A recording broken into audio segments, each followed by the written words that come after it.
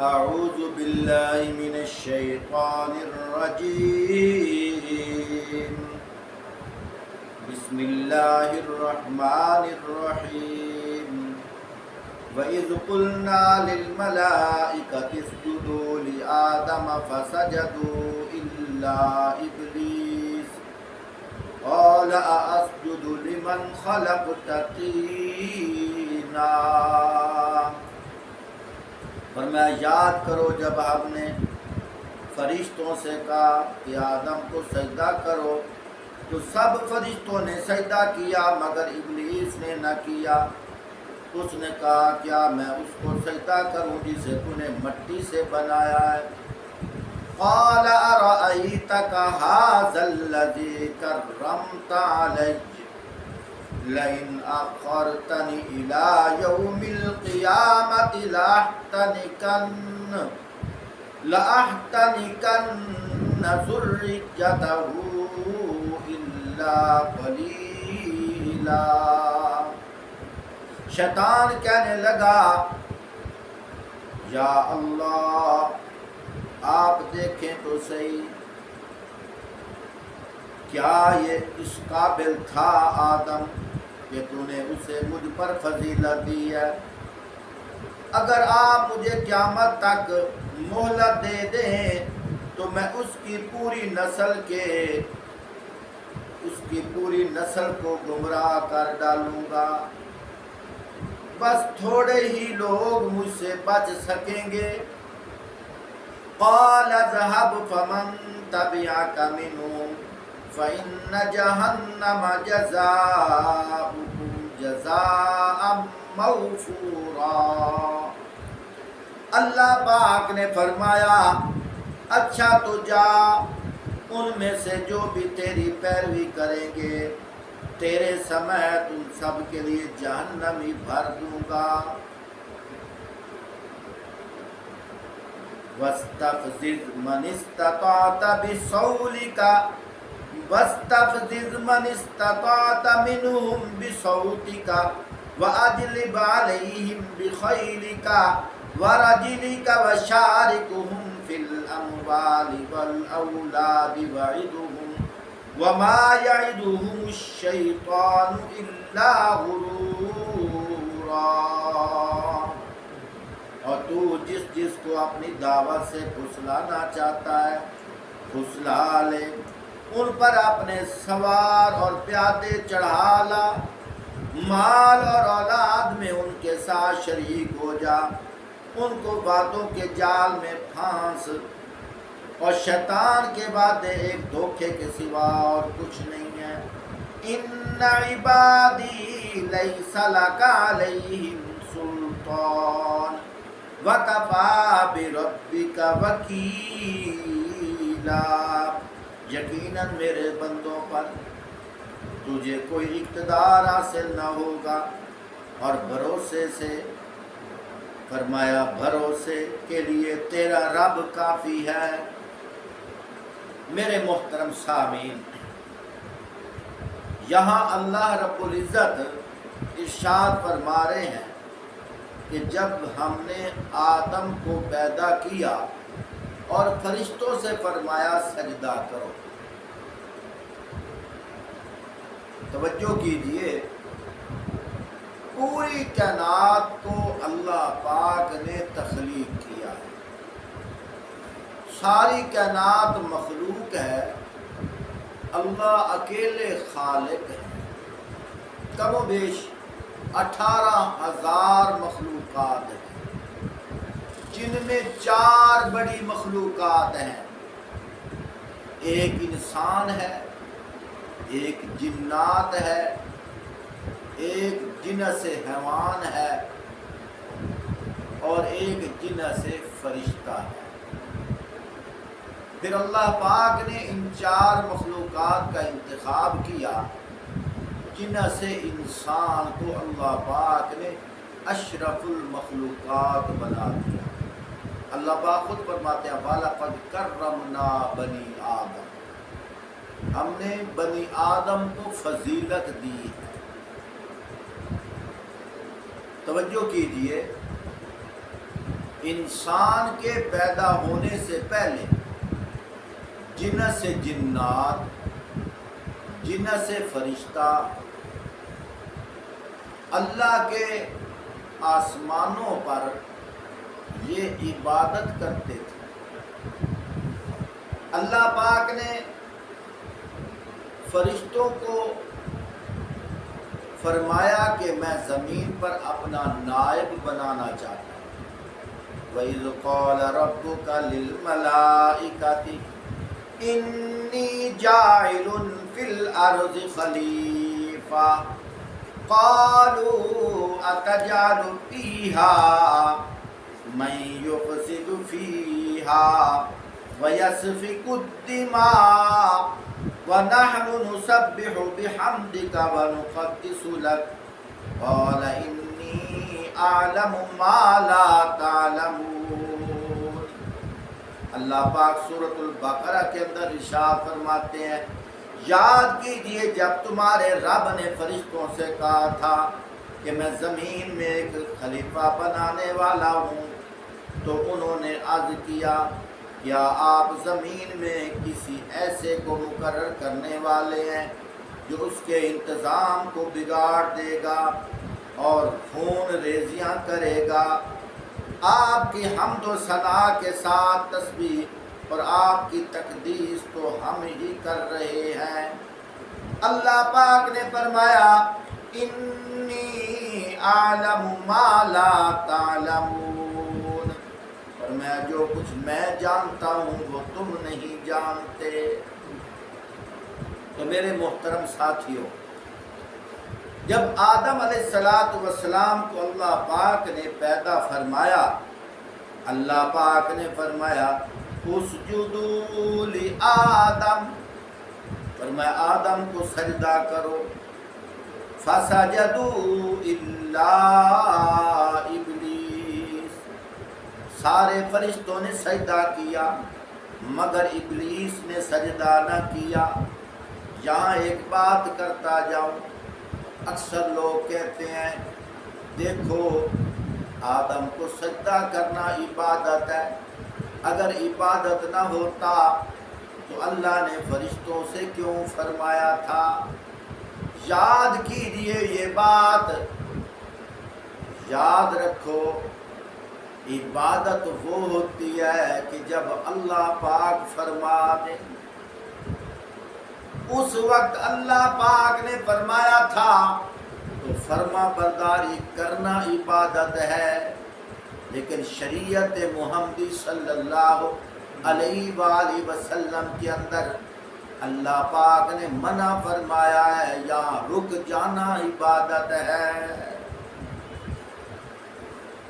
حدیث پاک کے اندر آتا ہے، فرمایا من سجد لغیر اللہ فقد اشرک، جو اللہ کے علاوہ کسی اور کو سجدہ کرے گا وہ مشرک ہو جائے گا۔ ایک روایت کے اندر آتا ہے ایک صحابی رسول نے عرض کی یا رسول اللہ صلی اللہ علیہ وآلہ وسلم، آپ نے مجھے پیغام دیا تھا، میں خط لے کر ایک بادشاہ کے پاس گیا، میں نے وہاں دیکھا لوگ اس کو سجدہ کر رہے تھے، میرا دل چاہتا ہے کہ ہم آپ کو سجدہ کیا کریں۔ آپ صلی اللہ علیہ وآلہ وسلم نے فرمایا خبردار، میری شریعت کے اندر اگر سجدہ کرنا اللہ کے علاوہ کسی اور کو جائز ہوتا تو میں عورتوں کو حکم دیتا اپنے خامدوں کو سجدہ کیا کریں۔ میری شریعت میں وہاں بھی حرام ہے، سجدہ صرف ایک اللہ کی ذات کے لیے ہے، سجدہ حقیقی بھی اللہ کی ذات کے لیے، سجدہ تعظیمی بھی اللہ کی ذات کے لیے۔ ایک حدیث پاک کے اندر آتا ہے آپ صلی اللہ علیہ وآلہ وسلم نے فرمایا لعن اللہ الیہود والنصارى، فرمایا لعنت ہو یہودی اور عیسائیوں پر، اتخذوا قبور انبیائہم مساجدا، کیونکہ انہوں نے انبیاء کی قبروں کو سجدہ گاہ بنا لیا تھا۔ خود غور کرو، جب آپ صلی اللہ علیہ وآلہ وسلم انبیاء کی قبروں کے لیے یہودیوں اور عیسائیوں کو لعنت بھیج رہے ہیں، تو یہاں ہم پیروں کی قبروں پہ سجدہ کرتے ہیں۔ ذرا دیکھو تو صحیح، پیروں کی عظمت زیادہ ہے یا انبیاء کی عظمت زیادہ ہے؟ آپ صلی اللہ علیہ وآلہ وسلم جب انبیاء کے لیے منع فرما رہے ہیں، یہ پیر کیا چیز ہیں؟ ہاں اتنا ضرور ہے، اپنا عقیدہ بناؤ۔ جو اللہ کے ولی ہیں، فرمایا اللہ کے ہاں ان کا مقام بہت بلند ہے، ان کے جوتے ہمارے سر کا تاج ہیں، وہ اللہ کے مقرب لوگ ہیں۔ لیکن اتنا بھی قریب نہ ہو جاؤ کہ اللہ کا حق دینا شروع کر دو، یہی بات قابل غور ہے۔ تو میں عرض کر رہا تھا، اللہ پاک نے شیطان سے فرمایا قال اسجد لمن خلقت طینا۔ جب اللہ پاک نے فرمایا قال ما منعک، وہ بتا تجھے کس چیز نے منع کیا ہے؟ اللہ تسجد اذ امرتک، تجھے کس چیز نے منع کیا ہے اس بات پہ کہ آدم کو سجدہ نہ کرے؟ قال ما منعک اللہ تسجد اذ امرتک، فرمایا اللہ پاک نے پوچھا تجھے کس چیز نے منع کیا ہے کہ آدم کو سجدہ نہ کر؟ آگے سے بول کر کہنے لگا قال انا خیر من خلقتنی من نار وخلقته من طین۔ سورۃ الاعراف 8واں پارہ آیت نمبر 12۔ اللہ پاک خود فرما رہے ہیں قال ما منعک اللہ تسجد اذ امرتک قال انا خیر من خلقتنی من نار وخلقته من طین۔ اللہ پاک نے پوچھا تجھے کس چیز نے سجدہ کرنے سے روکا جبکہ میں نے تجھ کو حکم دیا تھا؟ تو آگے سے بول کر کہنے لگا میں اس سے بہتر ہوں، تو نے مجھے آگ سے پیدا کیا ہے اور اسے مٹی سے بنایا ہے۔ اللہ پاک کو ناراضگی لگی، اللہ پاک نے فرمایا قال فاہبط منها فما يكون لك ان تتكبر فيها فاخرج انك من الصاغرين۔ فرمایا اچھا تو یہاں سے نیچے اتر جا، تجھے حق نہیں ہے کہ یہاں بڑائی کا گھمنڈ کرے، نکل جا، یقیناً تو ان لوگوں میں سے ہے جو خود اپنی ذلت چاہتے ہیں۔ آگے سے شیطان کیا کہنے لگا قال انظرنی الی یوم یبعثون، کہنے لگا مجھے اس دن تک مہلت دے جب تک کہ یہ سب دوبارہ اٹھائے جائیں گے۔ اللہ پاک نے کیا فرمایا قال انک من المنظرین، فرمایا اللہ پاک نے اچھا تو جس طرح تو نے مجھے، اللہ پاک نے فرمایا تجھے مہلت دے دی گئی ہے۔ آگے سے کہنے لگا قال فبما اغویتنی لأقعدن لهم صراطک المستقیم۔ شیطان کہنے لگا اچھا تو جس طرح تو نے مجھے گمراہی میں مبتلا کیا ہے، میں بھی اب تیری سیدھے راہ پر ان انسانوں کی گھات میں لگا رہوں گا۔ ثم لآتینہم من بین ایدیہم ومن خلفہم وعن ایمانہم وعن شمائلہم ولا تجد اکثرہم شاکرین۔ شیطان کیا کہہ رہے؟ کہنے لگا آگے اور پیچھے دائیں اور بائیں سے ان کو گھیروں گا اور تو ان میں سے اکثر کو ناشکرا پائے گا۔ اللہ پاک نے فرمایا قال اخرج منها مذءوما مدحورا، لمن تبعك منهم لأملأن جهنم منكم أجمعين. اور میں نکل جا یہاں سے ذلیل اور ٹھکرایا ہوا، یقین رکھ کے ان میں سے جو تیری پیروی کریں گے تجھ سمیت ان سب کو جہنم سے بھر دوں گا. یہاں بھی اللہ پاک ارشاد فرما رہے ہیں جب شیطان نے سجدہ نہ کیا تو اللہ پاک ارشاد فرما رہے ہیں، شیطان آگے سے کیا کہنے لگا، قال اسجد لمن خلقت طینا، یا اللہ میں اس کو سجدہ کروں، یا اللہ میں اسے سجدہ کروں جسے تو نے مٹی سے بنایا. قال ارأيتك هذا الذي كرمت علي لئن أخرتني إلى يوم القيامة لأحتنكن ذريته إلا قليلا.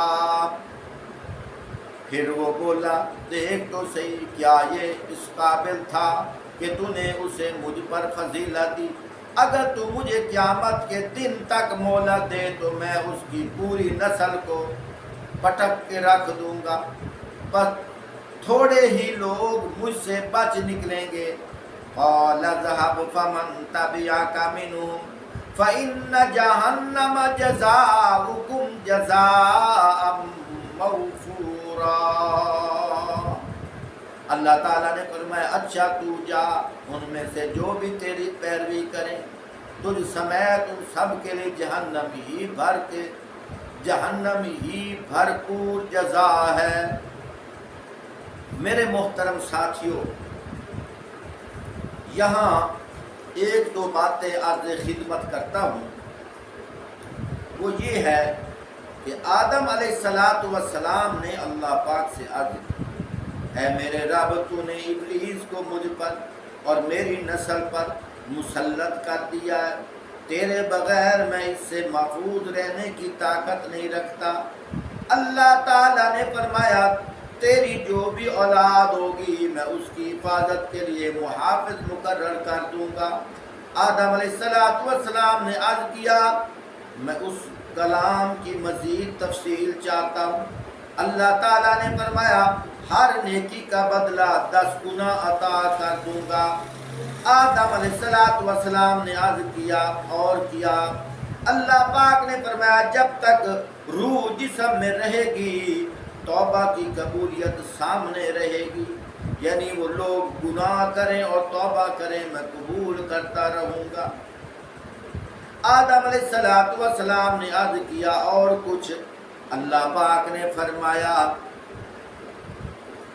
یا عبادی الذین اسرفوا علی انفسهم لا تقنطوا من رحمت اللہ ان اللہ یغفر الذنوب جمیعا.